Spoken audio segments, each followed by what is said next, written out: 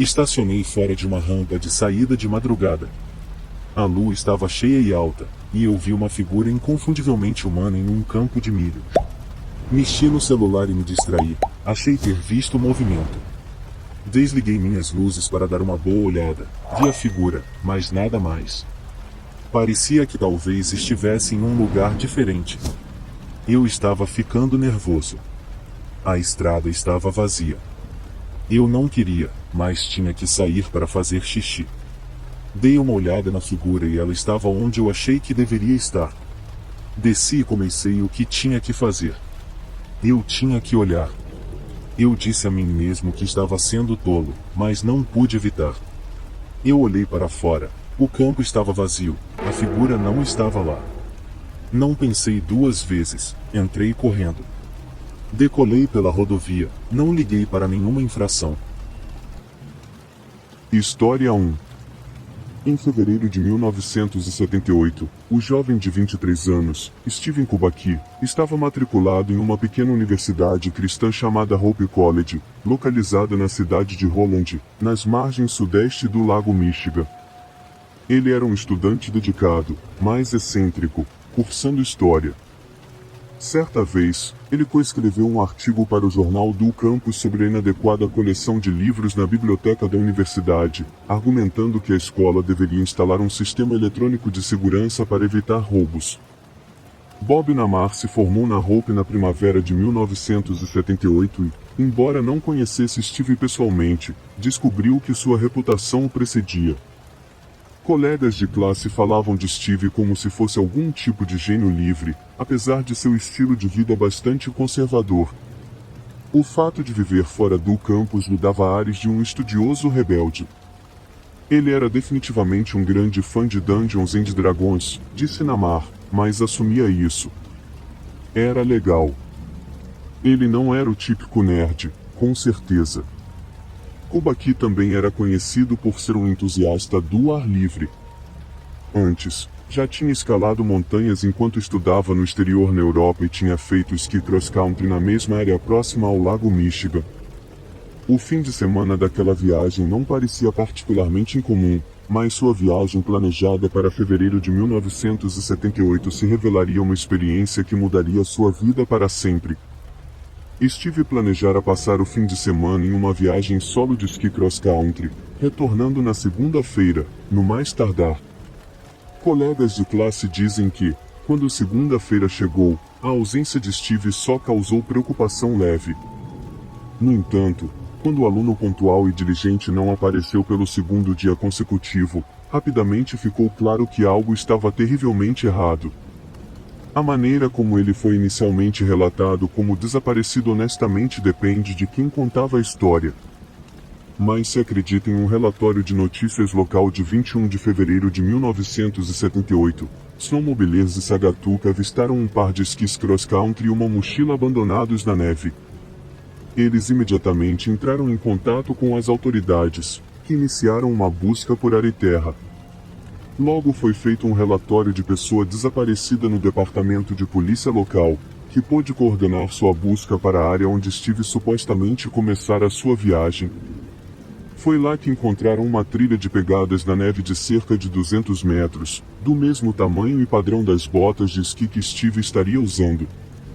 Mas estranhamente, essas mesmas pegadas levavam até a beira do Lago Michigan, terminando abruptamente, levando os socorristas a concluir que Steve havia de alguma forma se afogado sob uma espessa camada de gelo inquebrável. Embora nunca pudesse ser totalmente comprovado, a conclusão oficial foi que Steve estava morto e seria apenas questão de tempo até que as correntes do Lago Michigan depositassem seu corpo em decomposição em algum lugar das margens do lago. A família de Steve ficou arrasada e resignou-se a esperar por muito tempo por respostas para as muitas perguntas sobre seu desaparecimento. Mas eles não tinham ideia de quão próximas ou chocantes essas respostas seriam. Steve Kubacki não fazia ideia de que estava desaparecido quando abriu os olhos em uma noite de sábado e se viu deitado em um pedaço de grama em um lugar desconhecido para ele. Ao recobrar os sentidos, percebeu que não reconhecia as roupas que vestia nem a mochila que possuía. Nem sua mochila original nem seus esquis estavam em lugar algum. E de alguma forma, não se lembrava de onde ou como os havia perdido. Sentindo-se extremamente desorientado, Steve se levantou, se aproximou de um estranho que passava e perguntou onde estavam.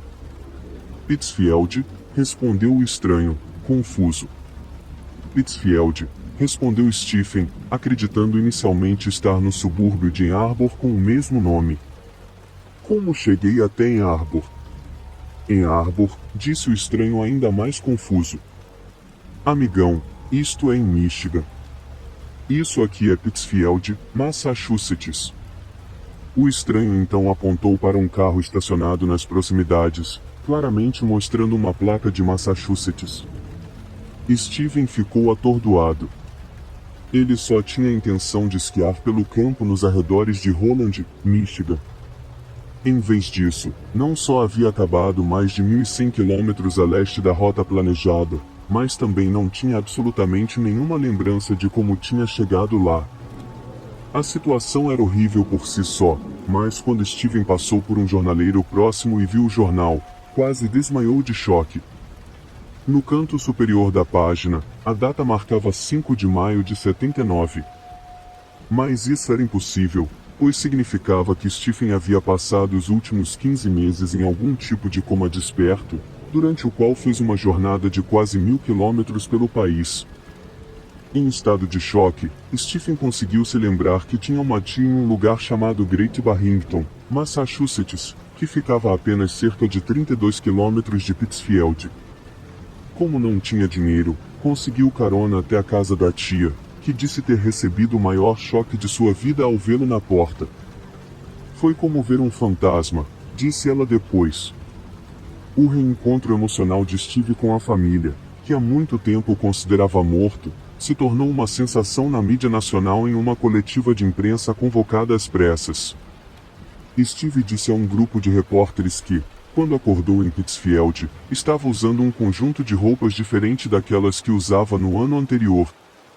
Ele também tinha uma nova mochila cheia de mapas e placas de carona que sugeriam que ele tinha viajado extensivamente durante seu episódio inconsciente de um ano.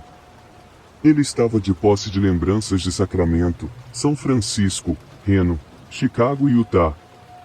Além disso, tinha $40 em dinheiro, óculos novos, tênis e uma camiseta de uma maratona que tinha ocorrido em Wisconsin. Sinto como se tivesse corrido muito, disse em uma entrevista na semana em que reapareceu.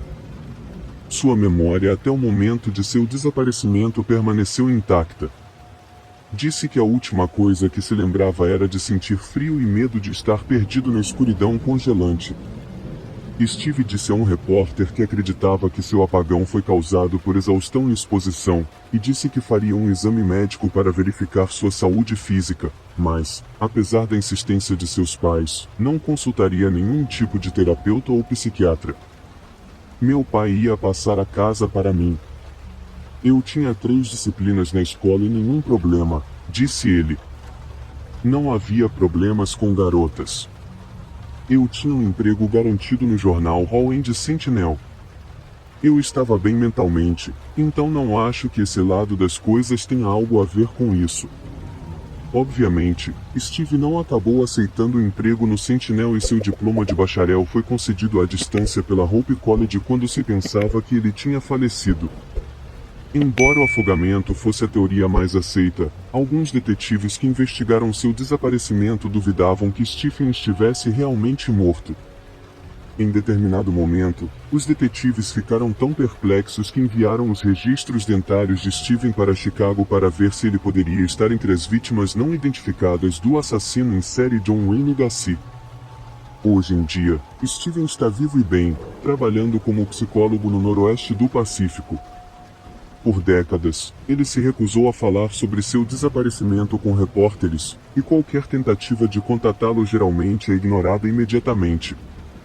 Repórteres até entraram em contato com sua ex-esposa, presumindo que ela poderia lançar luz sobre o mistério, mas ela também se recusa a revelar o que sabe.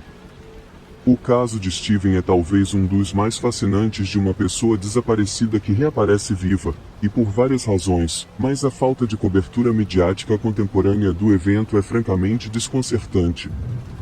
Apenas em pequenos e sombrios cantos de fóruns obcecados pelo paranormal é que o caso de Stephen foi explorado de alguma forma. A explicação mais comumente aceita está relacionada ao fato de que o local do desaparecimento de Steve estava perto do limite sudeste do Triângulo do Lago Michigan, uma área que se estende de Manitoba, Wisconsin, a Ludington, Michigan, e ao sul até Benton Harbor, onde várias outras desaparições misteriosas teriam ocorrido. Mas não são apenas pessoas que foram vítimas do primo menos conhecido do Triângulo das Bermudas, pois a área testemunhou numerosos desastres aéreos, naufrágios e desaparecimentos inexplicáveis que remontam a séculos. Há relatos de navios fantasmas, aviões fantasmas, avistamentos de OVNIs amplamente corroborados e um conto particularmente arrepiante sobre uma equipe competitiva de vela que atravessou o que soa como um vórtice durante um treino em uma noite de verão calma. Após uma súbita e dramática queda de neblina e vento, preenchendo a vela principal de duas direções opostas, 3 navios de madeira ganharam vida própria e fizeram giros sincronizados de 360 graus sem ninguém no leme. Mas por mais que algumas dessas histórias soem como algo de um romance barato, e é possível que sejam, o desaparecimento de Stephen foi bem documentado e de forma alguma é um elaborado embuste. Pode ser que o homem tenha sofrido algum tipo de lesão na cabeça, o que explicaria sua perda de memória, mas se fosse o caso, por que um exame médico posterior o encontraria em perfeita saúde? Alguns anos após o evento, Stephen Kubashi disse à mídia que estava tentando retraçar os passos que deu no dia de sua viagem de esqui solo, esperando encontrar pistas suficientes para juntar onde ele esteve e o que fez durante esse intervalo em sua memória. Mas mesmo após essa peregrinação sombria para o local onde desapareceu, Stephen não parece ter encontrado novas respostas, e se encontrou, definitivamente não conversou com nenhum jornalista sobre isso. A questão permanece, Stephen permaneceu calado sobre seu desaparecimento porque ainda é um mistério para ele, ou ele desde então lembrou de algo tão terrível que não pode se permitir falar sobre isso? Pouco mais explicaria um muro tão rígido de silêncio por parte de seus amigos e parentes. Mas no final do dia, parece que o enigma do bizarro desaparecimento de Steve Kubacki permanecerá para sempre um mistério não resolvido. História 2. Em junho de 1969, Dennis Martin, um menino de 6 anos, acompanhou sua família em uma viagem de acampamento para o Parque Nacional Great Smoky Mountains, uma cordilheira localizada ao longo da fronteira entre Tennessee e Carolina do Norte, no sudeste dos Estados Unidos. O nome Great Smoky Mountains vem da neblina natural que frequentemente paira sobre a região, parecendo grandes plumas de fumaça ao longe. Curiosamente, essa névoa é causada por substâncias emitidas pela flora local, substâncias que têm alta pressão de vapor e facilmente se transformam em vapores em temperaturas e pressões normais. Mesmo sem compreenderem a explicação científica por trás desse fenômeno, ver toda aquela névoa agarrada ao topo das colinas é realmente uma visão assustadora. Originária de Knoxville, Tennessee, a família Martin tinha uma tradição antiga de celebrar o Dia dos Pais fazendo viagens de acampamento para as Great Smoky Mountains. Em 1969, seria a primeira viagem do jovem Dennis para a floresta, acompanhado por seu pai, irmão mais velho e avô. O grupo partiu para Cades Cove, um vale isolado localizado na parte do Tennessee do parque, e depois seguiram em uma trilha em direção a Russell Field, onde montaram um acampamento e começaram os preparativos para a primeira noite sob as estrelas. Na manhã seguinte, partiram para um lugar conhecido como Spence Field, um campo de pastagem de altitude pitoresco e ponto de acampamento popular, cortado pelas colinas ondulantes e picos montanhosos pontiagudos da trilha dos Apalaches. Quando chegaram a Spence Field, Dennis e seu irmão mais velho saíram para explorar o acampamento e, segundo relatos, conversaram com muitos dos outros acampantes que haviam armado suas barracas nas proximidades. Foi assim que começaram a interagir com um grupo improvisado de crianças de outros acampamentos, que rapidamente se tornaram amigos dos meninos Martin.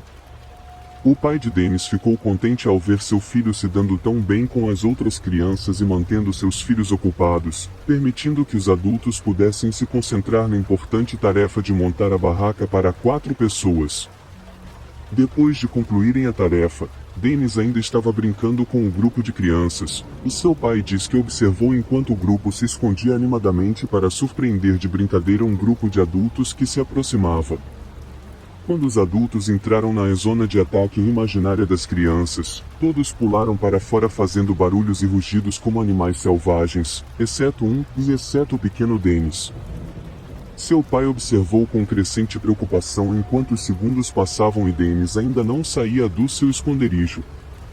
Eventualmente, ele não aguentou mais, e levantando-se da sua cadeira de acampamento, o pai de Dennis marchou até o local onde tinha visto seu filho de 6 anos pela última vez e começou a chamá-lo, mas o que começou como comandos firmes de pai logo se transformou em súplicas desesperadas. Enquanto continuava chamando desesperadamente, as outras famílias começaram a perceber que algo estava terrivelmente errado. Quando o avô de Dennis percebeu que ele estava desaparecido, organizou o grupo em ação, enviando um grupo 2 quilômetros pela trilha dos Apalaches com seu filho, enquanto ele liderava outro grupo de volta para a estação dos guardas florestais em Cadiz Cove. Chegando lá por volta das 20h30 daquela noite, começava assim uma extensa e amplamente divulgada operação de busca e resgate, na qual o pessoal do Serviço Nacional de Parques foi complementado por soldados da Guarda Nacional e até mesmo por uma unidade de boinas verdes. No auge da operação de busca, mais de 1.400 pessoas estavam operando nos poucos quilômetros quadrados ao redor de Spencefield, mas nenhuma delas encontrou qualquer pista que pudesse levá-los ao menino desaparecido. No entanto, após a operação, os esforços de busca foram amplamente criticados por especialistas em busca e resgate, que disseram que o grande número de pessoas envolvidas poderia potencialmente obscurecer as trilhas e o terreno que já eram difíceis de rastrear devido às fortes chuvas. Chocantemente, uma pegada pertencente a uma criança foi realmente encontrada em determinado momento, mas a pista foi descartada como pertencente a um dos escoteiros que estavam ajudando na busca. Mais tarde, no entanto, os investigadores ficaram frustrados ao descobrir que as pegadas foram determinadas como sendo de uma criança que estava sem um sapato, que havia desaparecido às margens de um riacho. Alguns sugeriram que era possível que as pegadas fossem de Martin, e essa teoria ganhou força quando um sapato e uma meia de criança descartados foram encontrados apenas 3 dias depois. Apesar de os socorristas continuarem a busca por mais de 2 semanas, vasculhando as encostas dia e noite em turnos contínuos, nenhuma outra pista sobre o paradeiro de Martin foi encontrada. A família Martin estava compreensivelmente desesperada por respostas, oferecendo uma recompensa de $5.000 por qualquer informação que pudesse reunir-los com seu amado Dennis. Isso atraiu a atenção de alguns médios autoproclamados, que alguns argumentariam estarem buscando explorar o luto da família Martin e ganhar dinheiro se acertassem a área certa dos soquis para procurar. Surpreendentemente, nenhum desses médios provou ser de alguma ajuda. Muitos anos depois, em 1985, um homem que aparentemente estaria coletando ilegalmente ginseng americano no parque afirmou ter encontrado os restos mortais esqueléticos de uma criança enquanto explorava a floresta. Ele disse que deveria ter relatado a descoberta, mas estava com medo de ser processado por seu hobby de coletar ervas proibidas. Além disso, ele também foi incapaz de apontar aos investigadores o local onde encontrou os ossos inicialmente.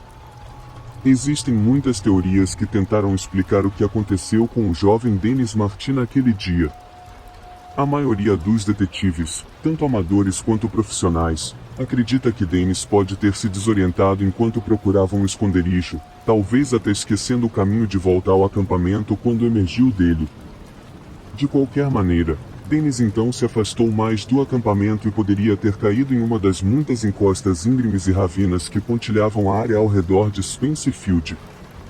No entanto, Dennis estava vestindo uma camiseta vermelha brilhante quando desapareceu, algo que não seria fácil para equipes de busca e resgate deixarem passar despercebido. Dennis teria que estar completamente coberto de folhagem para permanecer não detectado com essa cor de camiseta e, apesar de ser factível devido ao seu pequeno tamanho, a probabilidade disso é extremamente baixa.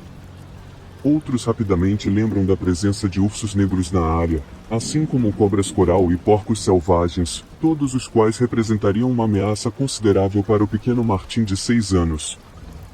Guardas florestais informaram à polícia investigadora que um urso com subpeso foi capturado em uma armadilha para javalis na área de Spencefield apenas 2 semanas antes. Embora o urso tenha sido libertado em segurança, o incidente sugeriu que ele pode ter tido dificuldade em encontrar comida suficiente, levando-o a procurar fontes de alimentos menos familiares. Entretanto, por mais trágicas e brutais que sejam as teorias mencionadas anteriormente, o pai de Dennis acredita em algo consideravelmente mais sinistro, baseado no relato de uma testemunha ocular chamada Harold Key, que afirma ter ouvido um grito alto na mesma tarde em que Dennis desapareceu. O pai de Dennis firmemente acreditava que seu filho foi sequestrado por um predador oportunista pouco tempo depois de ouvir o grito. Harold Key afirmou ter visto um homem barbudo e desalinhado, com cabelos selvagens, fugindo pela floresta numa aparente tentativa de não ser detectado pelos acampantes próximos. A família de Harold explicou que viu um flash de vermelho nos ombros da figura, que alguns acreditam ser Dennis sendo carregado sobre o ombro dessa figura misteriosa enquanto o levava embora. Harold especulou mais tarde que o homem poderia ser um destilador ilegal de bebidas alcoólicas, explicando sua relutância em ser visto apesar do relato. Os investigadores do FBI, no entanto, acabaram descartando o relato, dizendo que, por mais bem intencionado que Harold fosse, seu relato era francamente não confiável, já que sua linha do tempo dos eventos estava incorreta. Mas um guarda florestal aposentado lamentou a falta de acompanhamento adequado tanto das pegadas quanto da observação do homem maltrapilho, argumentando que, como o local da observação ficava morro abaixo de onde Dennis desapareceu, seria possível cobrir essa distância no período de tempo, até carregando uma criança, mas que o indivíduo em questão teria uma força, furtividade e resistência impressionantes. Assim, se esse for o caso, quem é esse homem misterioso e cabeludo? Esse vagabundo barbudo que aparentemente é capaz de um feito físico impressionante, mesmo que tenha sido no contexto de um sequestro desprezível de uma criança? Dada a falta de investigação sobre a observação ou as pegadas, parece que talvez nunca saberemos. Mas mesmo que conseguíssemos desvendar o mistério de um homem vivendo nas montanhas dos Apalaches com um gosto por sequestrar crianças, não acredito que as respostas nos trariam qualquer consolo. Talvez o encerramento valesse a pena, especialmente para a família, mas os pesadelos podem ter um preço alto a pagar, e pensar no que aconteceu com o jovem Dennis Martin pode dar noites sem sono até mesmo ao leitor mais resistente aos crimes verdadeiros. História 3. Estabelecida em 1908 por Theodore Roosevelt, a trilha Big South é uma rota de caminhada de 11 milhas que serpenteia pela áspera Comanche Peak Wilderness até o Parque Nacional das Montanhas Rochosas do Colorado. Os experientes caminhantes descreveram a trilha Big South como de dificuldade média, mas um deles mencionou que existem áreas onde as bordas têm apenas 24 polegadas de largura, o que pode ser realmente desafiador. Se você não estiver em forma, vai exigir muito de você. Conhecida por sua beleza pitoresca, a trilha também é um refúgio para a vida selvagem e abriga alces, linces, ursos negros e pumas, só para citar alguns. Enquanto as temperaturas médias na trilha variam de altas de até 60 graus no verão a mínimas congelantes de 10 a 15 graus no inverno, tornando-a perfeita tanto para atividades ao ar livre ensolaradas quanto nevadas. A beleza natural selvagem da área é parcialmente o que motivou os irmãos Allen e Arlen Atadero a fundarem o Pudra River Resort, um lugar para caminhantes e amantes da natureza de todos os tipos se entregarem ao seu hobby preferido. Allen mencionou que ele e seus irmãos passavam tanto tempo lá que sentiam que estavam se tornando parte da paisagem, então, no fim, mudar suas famílias para lá fez sentido.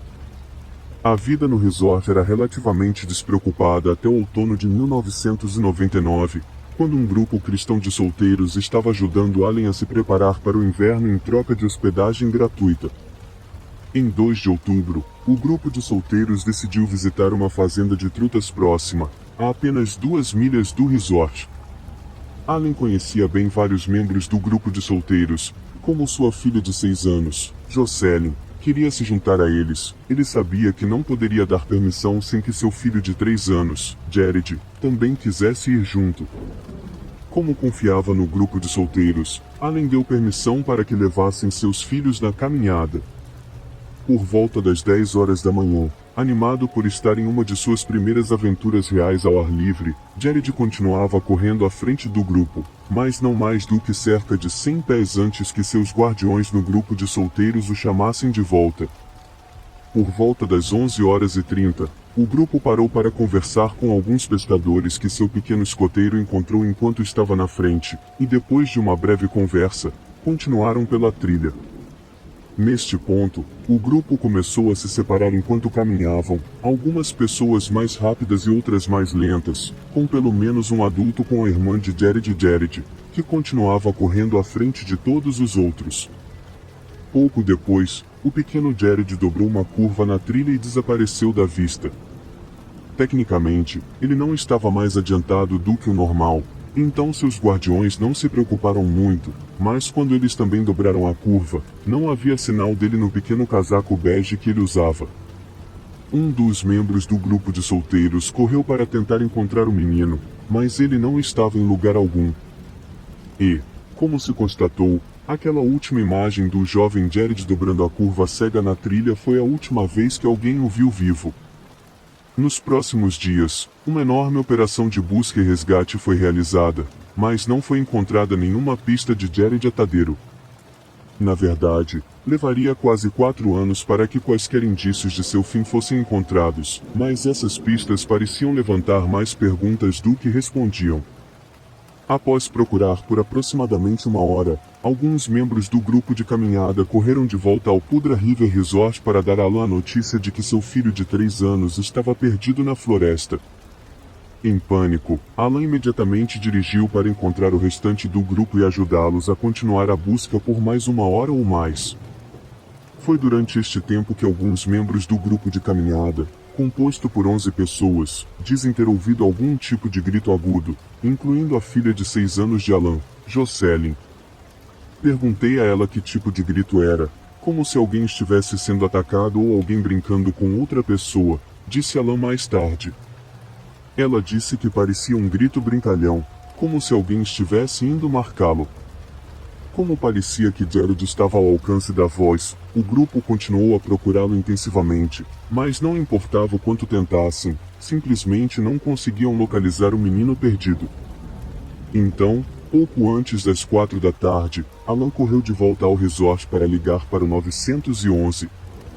Menos de 30 minutos depois, o especialista em serviço de emergência do condado de Larimer, Bill Nelson, recebe um alerta de pager de emergência informando que uma criança estava desaparecida na trilha Big South. Em resposta, Bill contata seu gerente de busca e resgate, que imediatamente mobiliza várias equipes de resgate para uma operação grande, mais delicada. Dentro de 2 horas da busca original, pessoal de resgate do 911 estavam no ponto de partida da trilha Lower Big South, com um total de 65 pessoas envolvidas na busca por Jared. 1h30 após o início da busca, as equipes de resgate tinham percorrido a maior parte da trilha e ainda não tinham encontrado Jared. Como resultado, a área de operações foi amplamente expandida, com reforços, incluindo helicópteros da Força Aérea, programados para chegar na manhã seguinte às 7 da manhã. Em 2 de outubro de 1999, um helicóptero Ryu-1N, baseado em Cheyenne, fez sua primeira passagem sobre a trilha Big South e permaneceu como olho no céu da equipe de busca e resgate até tarde da manhã. Depois de retornar ao aeroporto municipal de Loveland, em Fort Collins, para reabastecer, o helicóptero voltou para a área de busca por volta das 15h30 da tarde. No entanto, durante sua segunda patrulha sobre a trilha, o helicóptero lutou com as condições das montanhas e caiu mais de 100 pés, atravessando o dossel de pinheiros perto do ponto de partida da trilha. A bordo do rio estavam 4 militares da Força Aérea dos Estados Unidos, mas também um representante da equipe de busca e resgate do condado de Larimer chamado Mark Schitz. Quando o helicóptero caiu, Mark era o único passageiro que não estava seguro em um assento, pois estava no chão com a porta aberta. Ele disse que, quando viu os rotores atingirem o topo das árvores e pedaços do helicóptero serem jogados na floresta, correu para fechar a porta, mas um galho de árvore separado encontrou seu caminho para dentro e atingiu o médico da Força Aérea a bordo diretamente no rosto, fraturando a órbita ocular do médico e fazendo com que sangrasse de uma ferida aberta. Por sorte, a tripulação da Força Aérea conseguiu escapar dos destroços do helicóptero, mas Mark Sheets estava completamente inconsciente e ainda preso na massa de metal esmagado que ainda corria o risco de explodir. Membros da equipe de busca e resgate correram para o helicóptero caído, quebraram uma janela e conseguiram tirar o Sheets inconsciente antes que ele não poderia ter sofrido mais danos, mas ainda assim, recebeu uma concussão severa em um corte em forma de L de 13 polegadas, que deixou seu fêmur exposto. Market também sofreu 3 vértebras quebradas na parte inferior das costas e um ombro quebrado, possivelmente devido à violência com que foi retirado dos destroços. A queda do helicóptero definitivamente atrasou muito a busca, mas felizmente todos sobreviveram, e os esforços de busca continuaram no terceiro dia. No terceiro dia, chegaram equipes de mergulhadores da polícia especialmente treinadas, que exploraram as piscinas profundas do rio Potter próximo. Outro helicóptero foi enviado para ajudar na busca, mas enfrentou ventos turbulentos que exigiam potência total para evitar um acidente. Isso consumiu rapidamente o combustível do helicóptero, que logo foi forçado a retornar à base aérea de Fort Collins. Nos próximos 3 dias, voluntários bem-intencionados, mas mal equipados, começaram a pressionar o escritório do xerife do condado de Larimer e o serviço de busca e resgate do condado de Larimer para permitir que eles ajudassem. Jared, de 3 anos, estava desaparecido há quase uma semana naquele ponto, e o tempo estava se esgotando para encontrá-lo em segurança. Eles aprovaram e logo o número de pessoal de resgate e busca aumentou para mais de 200, incluindo uma dúzia de equipes de cães, rastreadores profissionais, uma equipe de mergulho e um avião de busca. Mas mesmo com todos esses recursos, a operação de busca e resgate foi um completo fracasso, já que não encontraram nenhuma pista utilizável sobre o paradeiro de Jared. Consequentemente, os oficiais foram obrigados a informar a família Tadero que a busca por Jared havia sido suspensa. O vice-xerife do condado de Larimer, Bill Nelson, convocou rapidamente uma coletiva de imprensa na qual disse aos jornalistas presentes: "Trabalhamos 8 dias ininterruptos desde o início, 24 horas por dia, durante 8 dias. Fizemos algumas buscas noturnas, limitadas em certa medida, mas sempre tivemos pessoas no campo fazendo barulho, então se alguém estivesse lá, Jared teria ouvido. Talvez teria respondido." Jane Samiensky, membro da unidade canina de busca e resgate do condado de Larimer, disse que a busca foi uma das mais intensas das quais já participou. Ela nunca esteve envolvida na busca por uma criança antes, e embora fosse esperado, ficou surpresa com o nível de cobertura midiática. "Se tornou um verdadeiro episódio nacional", disse ela. "Isso colocou muita pressão sobre nós e sobre os cães."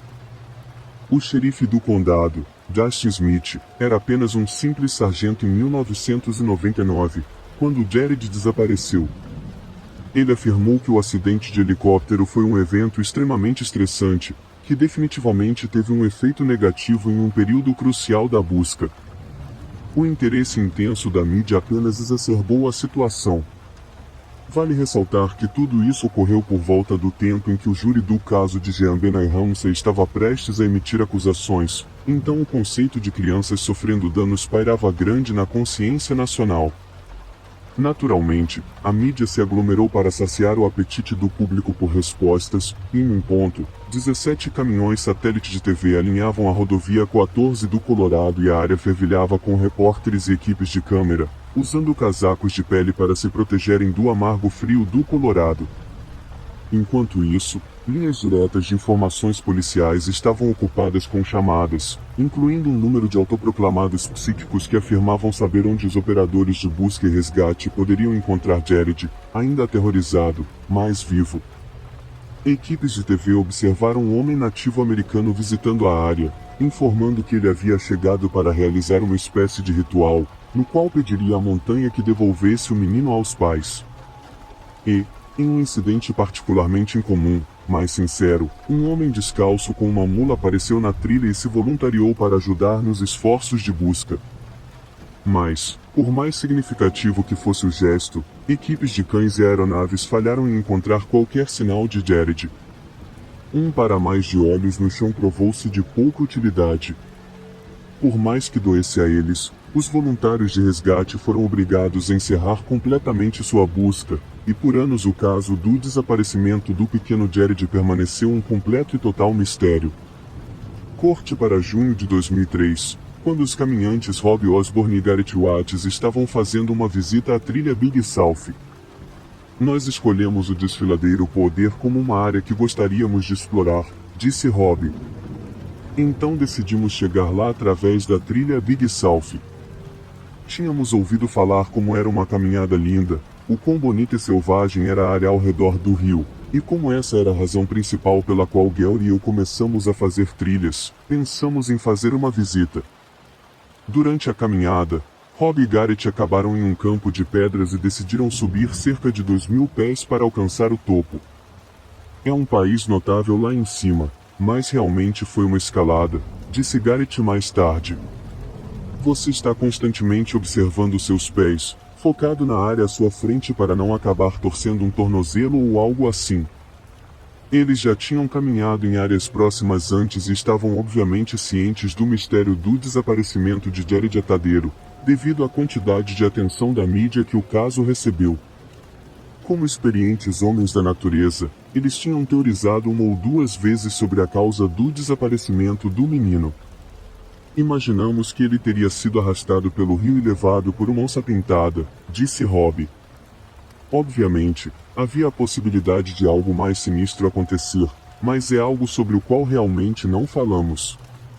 Tendo filhos, simplesmente não valia a pena pensar sobre isso. Mas, já que estavam caminhando exatamente na área onde Jared tinha desaparecido, a dupla sentiu um arrepio arrepiante e não conseguia tirar da mente um incidente misterioso e comovente. Mas nenhum deles deve ter esperado a descoberta que fariam naquele dia. Rob e Garrett normalmente ficavam nas trilhas populares de caminhada, principalmente por questões de segurança. Mas, naquela primeira visita à trilha Big South, com o pensamento do desaparecimento de Jared em suas mentes, decidiram se afastar da trilha. Não saímos para encontrar nada, acrescentou Garrett. Pensamos que se uma equipe inteira de caras não conseguisse encontrar nada, não havia como nós conseguirmos. Mas acho que havia um elemento de si, sabe? Então, cerca de 1 hora depois da caminhada, nos deparamos com isso. Não pude acreditar no que vi no início, mas lá estavam eles, claros como o dia. Rob e Garrett de alguma forma tropeçaram em roupas de criança a mais de 500 pés da trilha de onde ele foi visto pela última vez. Foi quando vi o sapato, disse Garrett. Era um sapato de criança, definitivamente, e estava intacto, como se alguém tivesse acabado de tirar o pé dele, sabe? Fresco, como se você olhasse para cima e visse uma criança pulando por aí, procurando pelo tênis. Mas então os dois companheiros de caminhada encontraram outro sapato correspondente, um casaco de lã marrom e uma calça de moletom azul que estava virada do avesso. Aos olhos deles, não havia como essas roupas serem de Jared Atadeiro. O menino estava desaparecido há quase 4 anos naquele momento, e não era concebível que essas roupas pudessem estar expostas aos elementos durante todo esse tempo e ainda parecerem novas. Mas, apenas por precaução, os dois homens tiraram fotografias das roupas e ligaram para o 911 na próxima oportunidade disponível. Eles seguiram o pedido do detetive de enviar por e-mail as fotografias que haviam tirado, que foram então encaminhadas para Alan Atadeiro, que morava em Littleton na época. O detetive ficou chocado ao receber uma resposta afirmando que as roupas realmente pertenciam a Jared. Dentro de 24 horas, as autoridades estaduais haviam montado uma equipe composta por membros do escritório do xerife do condado de Larimer, oficiais de busca e resgate do condado de Larimer, guardas da Divisão de Vida Selvagem do Colorado e voluntários de uma organização conhecida como NecroCert, todos foram direcionados a se reunir no ponto inicial da trilha Big South para começar a procurar pelos restos mortais de Jared. Mais tarde, com Alan Atadeiro e pessoal da rede local de proteção à infância se juntando ao esforço de busca, eles conseguiram recuperar os restos de todo o conjunto de roupas que Jared estava usando no dia do seu desaparecimento, que estavam espalhados por uma área de 25 pés. Bem, a jaqueta de pano tinha o que pareciam ser marcas de perfuração e as calças estavam desfiadas, disse ele. Os sapatos de nylon tinham um pouco desgaste, levando os investigadores a concluir que alguns dos itens estavam protegidos dos elementos e outros estavam expostos. Era a explicação mais simples, mas não necessariamente a correta. Então, a cerca de 180 pés ao norte e 20 pés mais alto em relação ao local onde as roupas foram encontradas, a polícia fez uma descoberta arrepiante. Era um pequeno pedaço do crânio humano, preso em uma fenda e apenas levemente visível a olho nu. Próximo a um tronco que atravessava a fenda onde o fragmento de crânio foi encontrado, a polícia também encontrou um dente humano. Às 17 horas daquela noite, Alan Atadeiro e outros membros das equipes de busca convocaram as multidões de repórteres de TV para a entrada da trilha e anunciaram o que ele e a equipe haviam encontrado. Foi definitivamente um avanço no caso, mas mais uma vez, a descoberta parecia gerar mais perguntas do que respondia. Não demorou muito para que as pessoas fossem forçadas a criar suas próprias explicações. O aventureiro canadense Leistrow disse que o que está acontecendo na trilha Big South está além da compreensão humana. Em muitos desses casos, equipes de busca e resgate ou voluntários já revistaram certas áreas não uma, não duas, mas dezenas de vezes, disse ele. E então a criança é encontrada lá, talvez um ano, talvez alguns anos depois. Não faz sentido algum. Estive nas matas por anos e vi todo tipo de coisa, mas ainda assim não consigo entender tudo. O caminhante Rob Osborne diz que há uma boa chance de que a área onde as roupas de Jared foram encontradas tenha sido procurada durante o esforço inicial e que se resumia a uma coisa simples: não havia como uma criança ter subido até aquele lugar sozinha. De jeito nenhum. Quero dizer, foi uma luta para Gary e eu chegarmos lá. Era um terreno muito difícil. Então, talvez a polícia devesse ter procurado aquela área na primeira vez, mas ao mesmo tempo não posso culpá-los por não terem feito isso. A conclusão da manipuladora de cães da polícia, Jane Samiensky, desde o início, foi que o desaparecimento de Jared foi devido a um encontro com um animal. Não tenho certeza oficialmente do que foi realmente divulgado como finalidade, mas praticamente aponta para um encontro com um animal. Nada mais explica como ele poderia ter sido levado tão alto, a menos, é claro, que tenha sido uma pessoa que levou Jared naquela manhã. Aqui é onde o testemunho do especialista em busca e resgate Bill Nelson se torna um pouco assustador. Se um grande felino realmente o pegou, o que eu acredito que tenha acontecido, ele o teria levado para algum lugar e o enterrado, ele disse. Com toda a atividade que estava acontecendo, provavelmente o assustamos, então ele teria voltado depois para desenterrar sua refeição. É por isso que ninguém encontrou nada. A criança estava debaixo da terra o tempo todo. Mas com certeza, voluntários ou policiais teriam notado alguma terra perturbada em algum lugar, e as roupas de Jared deveriam ter mostrado alguns sinais de ataque de animal. Inconsistências como essas fazem Alan Atadeiro pensar que algo mais é culpado pelo desaparecimento de seu filho. Escuto constantemente sobre o onça parda, ele disse, mas quando testaram as roupas de Jared, não havia pelos de onça parda, nem DNA, nem sangue, nada em suas roupas. Se o onça pardo tivesse atacado, teriam ido para a área do estômago. Seu casaco teria sido rasgado em fios, mas seu casaco estava intacto. Conversei com especialistas em vida selvagem sobre isso, disse Allen, rápido para tranquilizar quem estivesse ouvindo. O casaco de Jared não teria sobrevivido a um ataque de onça parda. Seus sapatos que foram encontrados na montanha, como contado pelos investigadores, não parecem ter estado na natureza por anos. Eu não acredito nisso. Simplesmente não acredito.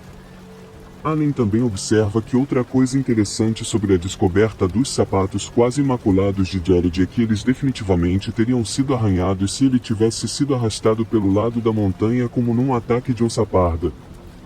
Suas calças foram encontradas em boas condições, apenas com danos menores causados por roedores e pássaros usando fios para materiais de ninho. Um grande predador teria que rasgar as roupas do menino para se alimentar, mas não há sinais de que isso tenha acontecido. Um dos relatórios que Alan Atadero leu diz que a razão pela qual os examinadores forenses não encontraram DNA ou sangue nas roupas de Jared é porque ele ou algo mais removeu suas roupas antes do ataque. Podemos apenas imaginar o quão horrorizado seu pai teria ficado ao ler isso. Era a última coisa que ele queria ouvir. O relatório continua dizendo que, devido ao grande número de caminhantes que subiam a montanha, a onça parda que pegou o filho de Allen então teria fugido com seu corpo a 500 pés do lado do penhasco. No entanto, a pergunta permanece: se algo tirou as roupas de Jared antes do ataque, por que elas foram encontradas a cerca de 500 pés da encosta da montanha? Suas calças foram encontradas ao contrário, uma clara indicação de que foram tiradas com pressa e não por algo com garras ou dentes. E, como mencionamos, são detalhes como esse que levam Alan e sua família a acreditar que alguém por aí sabe um pouco mais sobre o caso do que estão confortáveis em compartilhar. O desaparecimento de Jared nunca foi totalmente explicado nem pelas autoridades dos Estados Unidos nem por seus colegas amadores. Mas é importante para os teóricos das onças pardas terem isso em mente. Desde 1915, houve um total de 14 ataques relatados de onças pardas nos Estados Unidos e Canadá que resultaram em fatalidade.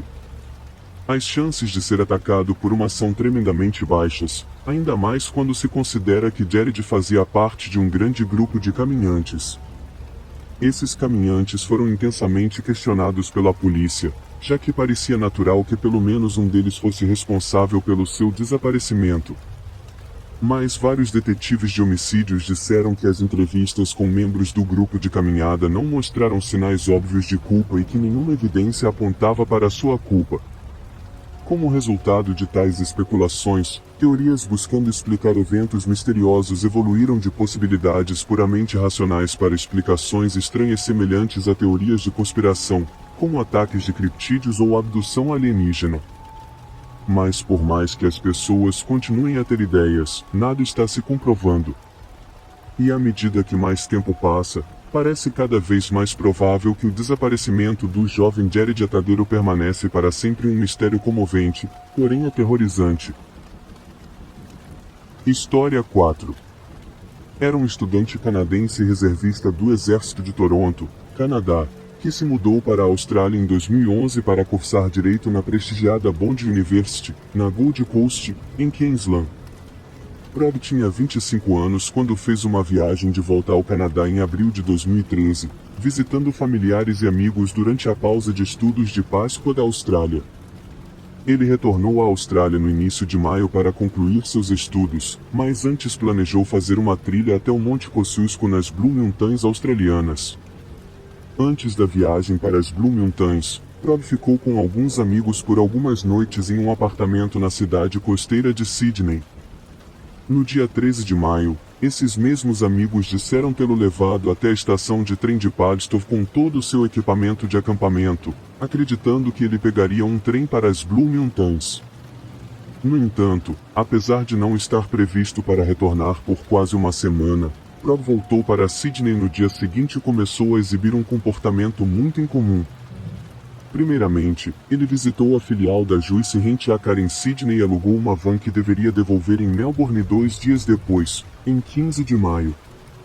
Isso não seria estranho, já que o Monte Kosciuszko ficava praticamente entre as duas cidades. Mas Rob já estava a caminho das Blue Mountains, então por que diabos ele voltaria para pegar um carro alugado mais tarde no mesmo dia? Rob foi visto nas filmagens de câmeras de segurança de uma loja de conveniência próxima a Jindabyne, presumivelmente pegando suprimentos para a sua jornada. Em vez de entrar em contato com os amigos com quem estava hospedado ou pelo menos reservar um hotel para passar a noite, Rob acredita-se que tenha dormido na van naquela noite. Na manhã seguinte, terça-feira, dia 14 de maio, Prob dirigiu sua van alugada até o resort de esqui Charlotte Pass. Mas, em vez de usar o estacionamento para hóspedes, ele usou o estacionamento da equipe. Depois disso, começou a trilhar o Mainhand Trail. Cito o uso do estacionamento da equipe porque penso que isso indica que Prob estava sob uma quantidade incomum de estresse. Em outras circunstâncias, alguém tão inteligente e diligente como Prob poderia se preocupar com a van sendo rebocada por estar estacionada em local restrito, mas naquele momento, isso não pareceu incomodá-lo nem um pouco, quase como se ele tivesse oportunidades mais urgentes. O que é extremamente curioso nesse retorno à montanha é que Prob não parecia estar carregando nenhum dos itens necessários para sobreviver. Seu mapa, bússola, sistema GPS, barraca e roupas de frio foram deixados na van. No entanto, a falta de um celular na van e o fato de um de seus pacotes de comida ter sido aberto nos levam a acreditar que ele levou esses itens consigo para a trilha. Mas parece que o equipamento que ele tinha consigo não importa muito, considerando que ele nunca retornou da trilha. A verdade sobre o destino de Prob permaneceu um mistério desde então. A polícia conseguiu falar com alguns outros caminhantes que estavam na trilha naquela manhã. Eles relataram que o dia começou com um clima agradável e ensolarado, sem previsão de mudança significativa. No entanto, por volta do meio-dia, a temperatura na trilha caiu significativamente e uma forte tempestade de neve atingiu a área em alta velocidade. A tempestade despejou enormes 30 centímetros de neve no chão e reduziu muito a visibilidade, a ponto de, às vezes, só ser possível ver alguns metros à frente. Entre os dias 15 e 16 de maio, a empresa de aluguel Juice tentou entrar em contato com Prob várias vezes para informá-lo de que ele estava atrasado para devolver a van. Mas, obviamente, as chamadas não foram atendidas. No dia 18, o responsável pelo Charlotte Pass ficou preocupado, pois a van estava lá havia 4 dias, sem evidências de atividade na neve fresca. Ao examinar mais de perto, descobriu que a van tinha apenas um passe de entrada de um dia datado do dia 14 de maio. Isso foi um grande alerta vermelho, então o responsável entrou em contato com a Juice, que informou que não tinham conseguido contatar o indivíduo que alugou a van. Suspeitando que alguém poderia estar em perigo, o responsável imediatamente chamou a polícia para relatar o que encontrou. Mais tarde, no mesmo dia, a polícia tentou entrar em contato com o escritório central da empresa de aluguel de carros na vizinha Nova Zelândia, mas devido à diferença de fusos horários, só conseguiram uma máquina atendedora. No dia seguinte, com a situação se tornando crítica, a polícia conseguiu determinar que Prob estava desaparecido e notificou sua família no Canadá. Uma busca em pequena escala começou, com 2 guardas do Serviço Nacional de Parques e Vida Selvagem vasculhando a área geral onde Prob desapareceu. A polícia também tentou triangulação do sinal de um celular, mas como o telefone estava fora da rede da Vodafone por mais de 3 dias, não conseguiram. Em 20 de maio, uma busca de emergência em grande escala começou, com 2 helicópteros e cerca de 50 pessoas de busca e resgate a pé, de esqui e de moto de neve. 2 dias depois, houve um relato de 2 funcionários do Serviço Nacional de Parques e Vida Selvagem que estavam fazendo manutenção em um abrigo de sobrevivência na montanha. Eles ouviram o que acreditavam ser o choro de um homem adulto pedindo ajuda. Concluindo que os gritos vinham de uma área ao norte do abrigo, os guardas tentaram localizar quem estava chamando, mas assim que partiram, os gritos cessaram e os guardas não conseguiram fazer contato. Um helicóptero voou baixo sobre a área na esperança de ver o que os guardas não conseguiram, mas ainda assim nada foi encontrado. Mais tarde, um homem esquiando em uma área conhecida como Little Austria relatou que também ouviu uma voz vindo da mesma direção, por volta do mesmo horário. No entanto, apesar da cooperação, a sólida inteligência não foi substituto para uma descoberta física real. 11 dias após o desaparecimento de Prob, a polícia solicitou que a Vodafone instalasse 2 estações repetidoras portáteis, uma na entrada da trilha do Mainhand no Charlotte Pass, onde Prob estacionou seu carro, e outra perto do pico do Monte Kosciuszko.